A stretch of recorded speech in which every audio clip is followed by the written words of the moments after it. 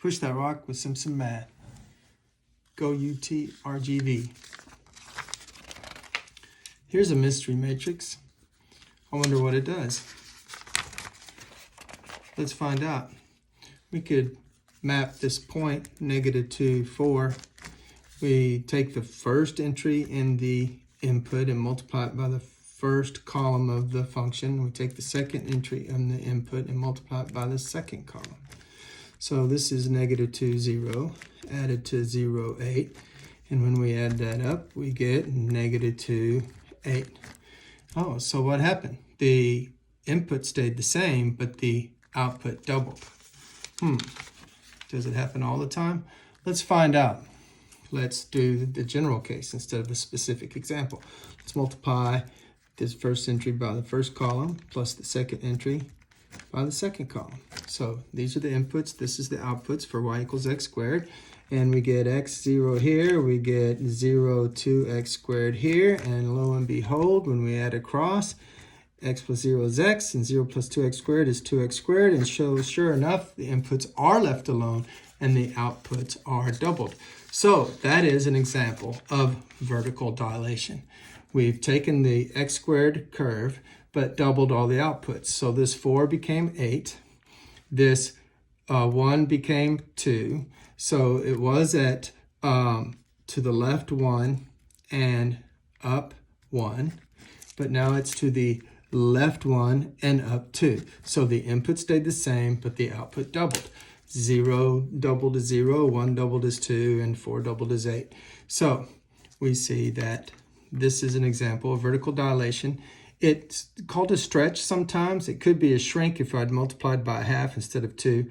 In this particular case, the points are pulled away from the x-axis. In vertical dilation, they're either pulled to or away from the x-axis.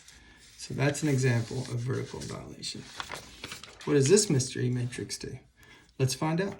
Let's figure it out. Let's use the same example again. So we'll multiply x by 1, 0, plus x squared times 0, -1. That gives me x0, added to 0, -x squared. And when I add straight across, I get x, and here I get -x squared. Oh, so the new function is y equals, the inputs are left alone. These are the outputs, so there's my new function. What does that do? Well, that creates reflection over the x-axis, because if I put in 1, I square it and get 1, but then I multiply by negative and it becomes -1. If I put in 2, I square it and get 4, but I multiply by negative, it's -4, and so forth and so on. And so we see we have a mirror image down here from this function up here, and it's over this x-axis. That's called reflection over the x-axis, where the x-axis is the mirror. What does this function do? So having the -1 here instead of here, you probably can guess. But let's try it with this function, the square root function, another parent function you should know. So I'm going to take the inputs, multiply it by the first column plus the outputs, the square root of x, the second entry times the second column. That's how you're supposed to do this transformation. Get -x0, added to 0, root x, and -x plus 0 is -x. That's different. And 0 and root x is root x. Oh, so this is quite a bit different. The outputs stay the same, but the inputs changed to negative. So that's a different function. So the new function is going to be, well, we have square root of x, but the inputs changed to -x. So there's our new function. That's a radically different function. So here's the square root of x, but the new function is this. Now, the old domain didn't allow negatives in this function, because if I try to put in a negative, well, it doesn't map to a real number. So the domain of this function starts at 0 and goes to infinity. So it looks like that. Well, the domain of this function won't allow any positives. So no numbers over here, because if I try to put in a positive number like 1, well, then this negative makes it negative. Well, then I don't get a real number out when I try to take the square root. So what's the domain over here? Well, it's going to be from negative infinity up to 0. So that's going to be the new domain. And when I put in negative values, the negative will make it positive. So when I put a -1 here, a negative of a -1 becomes a +1. Square root of 1 is 1. Same for -4. If I put in -4, The negative of a negative 4 becomes positive 4. Square root of 4 is 2. And we just see we're getting a function that looks like so. And it's reflection over the y-axis. It should look like a mirror image, but I'm a sloppy grapher. Now, and that this point that's 4 units this way came over and became 4 units that way, and so forth and so on. So it's a mirror image over the y-axis. This is reflection over the y-axis. That's what that mystery matrix did. What about this mystery matrix? What does it do? Let's find out. Let's deal with this cube root function. Cube root function, or x to the 1/3. So you take x times 0, 1 plus cube root of x times 1, 0. That gives me 0x, like so. This time 1 is cube root of x, but this time 0, 0, like so. When I add straight across, I get the cube root of x up here, and x plus 0 is x here.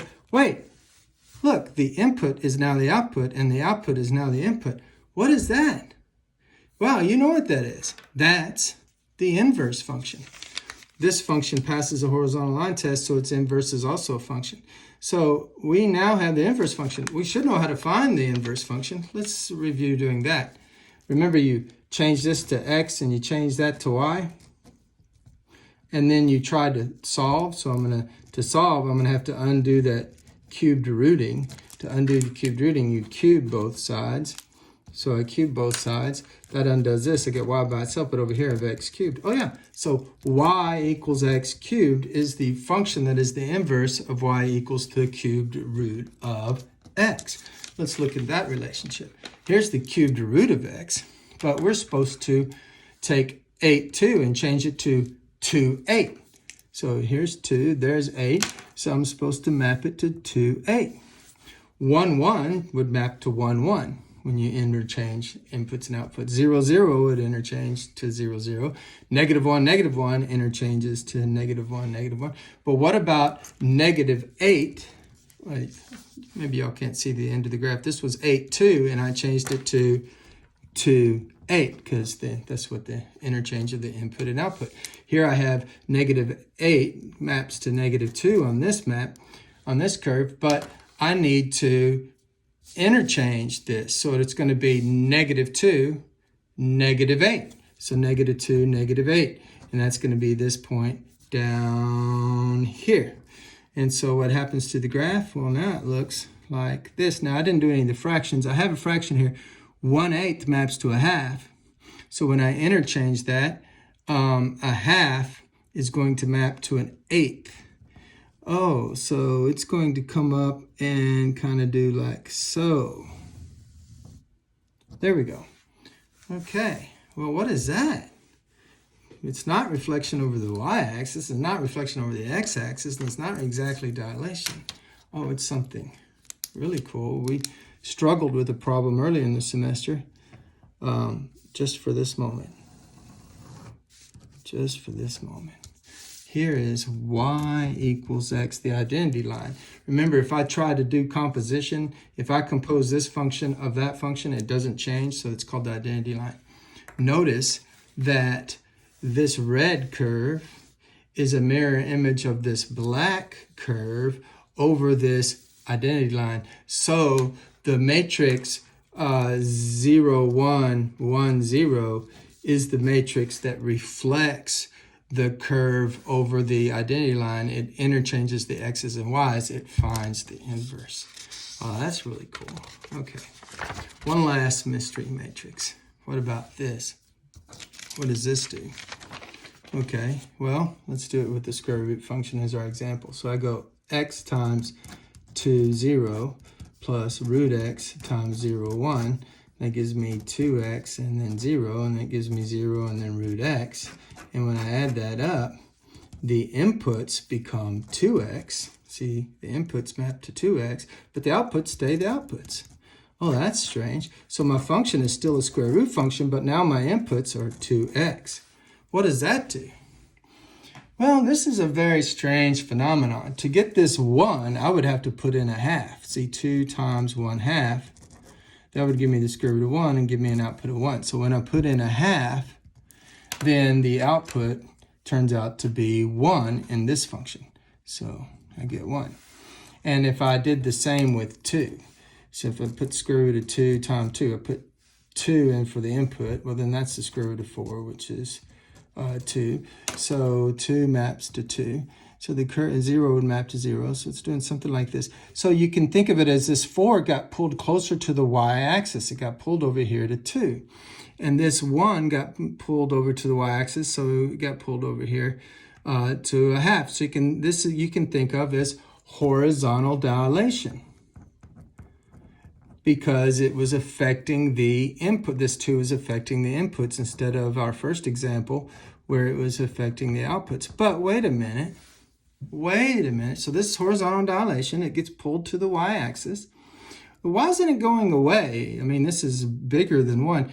It turns out whenever you do anything kind of horizontally, it can surprise you and kind of do differently than you expected. So I kind of expect it to get further away when it's a whole number, but it got closer. But you know what? This is also secretly vertical dilation, because we learned a property of square roots earlier in the semester. If you're multiplying under here, you can bust that up to the square root of 2 times the square root of x. So this is also vertical dilation. It's going to stretch away from the x-axis. Oh yeah, look, this point went up a little bit and landed up there. And this point went up a little bit and landed up there somewhere. Well, yeah, it's going a little further away from the x-axis. It's also vertical dilation. So frequently, I don't even bother with horizontal dilation, because almost all the time, you can rewrite it with a little bit of algebra as a vertical dilation, depending on the situation and how complex it is. Math made simple. It's Simpson math.